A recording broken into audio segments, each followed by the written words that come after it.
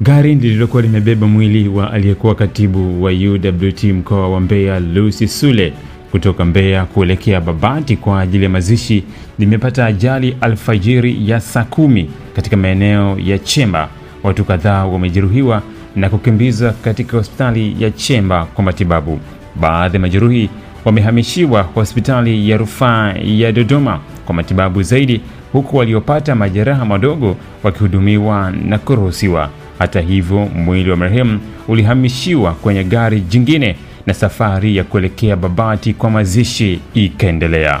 Kwa taarifa zaidi kuhusu tukio hili, endelea kufuatilia Global TV. Ili kuwa mwanafamilia bora wa Global TV, usisahau kusubscribe, like, kushare na kucomment.